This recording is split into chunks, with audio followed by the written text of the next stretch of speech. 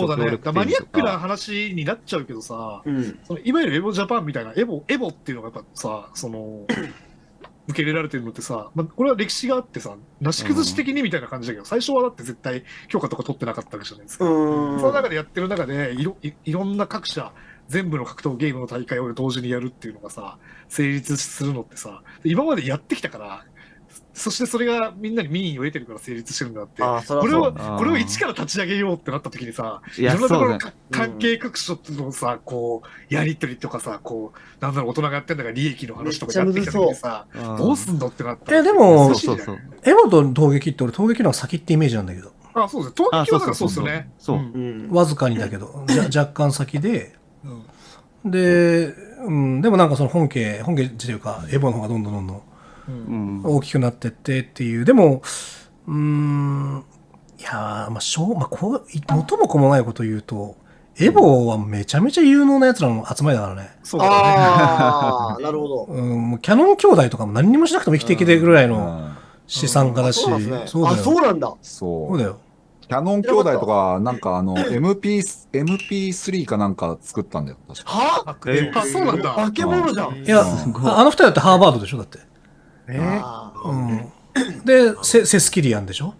偶然みんな格ゲーが好きな有能が集まった結果っていう。いや、それはもう、いや、それはうまくいくでしょ、あの人たちがやれば。そりゃそうだね。別にエボである必要もなかったし。で、そういう天才集団が作ったイベント、だって別にエボ以外のさ、日本っていう今視点で見てるけど、じゃあ、フランスは中国はっていう話をしたときに別にどこもないっていうか、むしろ日本の方がイベントは充実してて、エボは例外中の例外だと思う、俺は。もう奇跡みたいな存在ですよね。なるほどね。そう。なんか、シンプルに人だけ集めるなら、賞金がバカだったら集まるとは思うんですよ。言ったら、賞金3億みたいなこと言って、日本で言ったら、世界中から来て注目されるけど、無理じゃないですか、そんなの。いや、俺はね、しかもね、その3億でも結局エボは超えられないと思う。そんな気がするんだよな。エボの権威がすごす、権威っていうか、エボが、いや、になると取れるやつ。そうそう。そうだな、確かに。来るだけで楽しいじゃないとダメで、エボにはそれがあるんだよね。ランダムで、いやー、難しいな。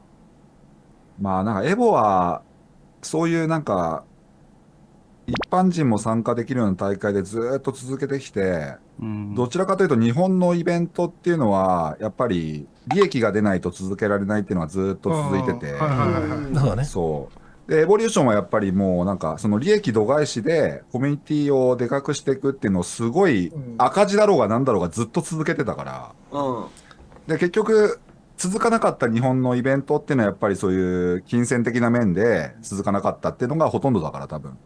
エボすごいな。無償の愛だな。俺聞いたけど、エボは、最初の、何年ぐらいっつったかなか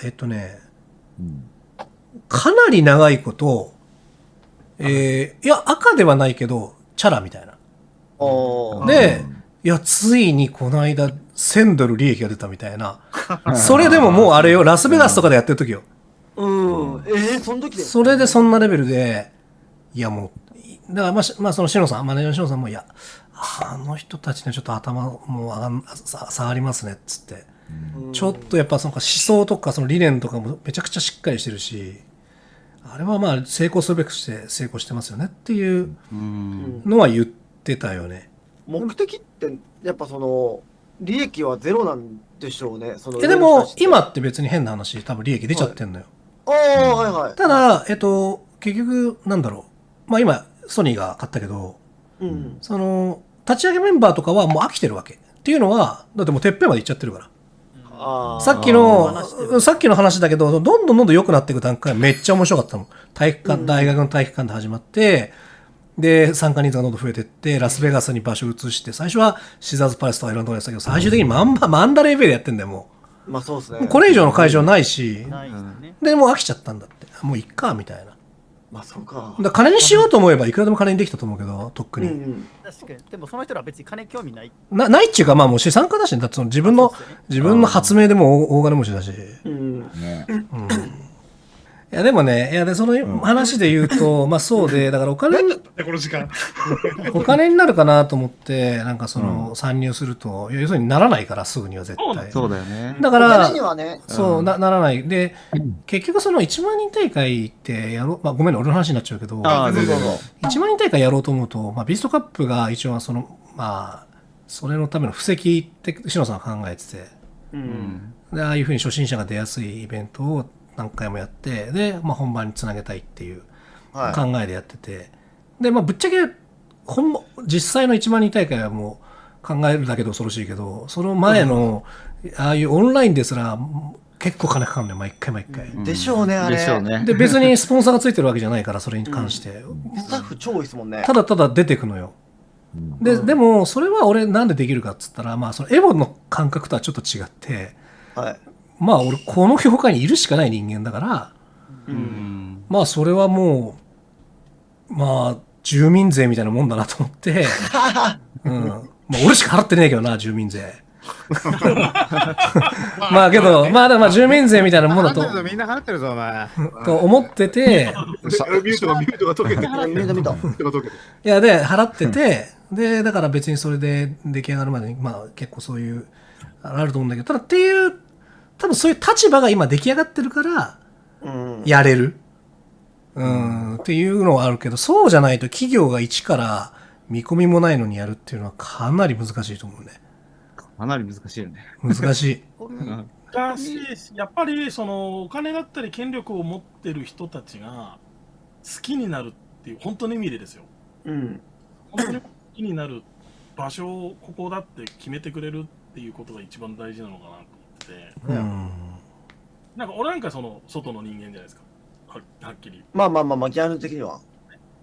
だけどその、この5年ぐらいこういう皆さんと遊ばせてもらってて、やっぱ最初の頃はマネージャーなんか超嫌がるわけ。俺がゲームやってる時間とかみんなとこうやってコラボしてる時間があるんだったらベース弾き曲作れっていうのがマネージャーだったから。まあそりゃそうです。まあ正しい。だから多分その会社の売り上げ自体はちょっと置いといて、俺個人の売り上げって多分落ちてると思うんですよね。あんま気にしない。このせいで、このせいで。時間が減ってるはずだから。だけどその俺のモチベーションっていうのが好きなことをやり続けることでしか維持できないんだっていうのをチームのみんなが分かってくれてるから、やっぱこの 1,2 年は野放しなんですよ。だからなんかそういう理解っていうのも自分がこの好きでここにいるんだっていうのを分かってもらうことが大事だし、そのたとえ売り上げが落ちたとしてもこう続けさせてくれることにありがたさというか、その理解度の高さに感謝っていうのすげえありますけど、だからそういう人間が増えて、だからまあそのエボのだからキャノン兄弟は資産家だから、そうだからその結構その生活に余裕がある人たちが、ちょっとまあ融資のあれとしてやっていくっていうのは一つのまあ形かなと思いますよね。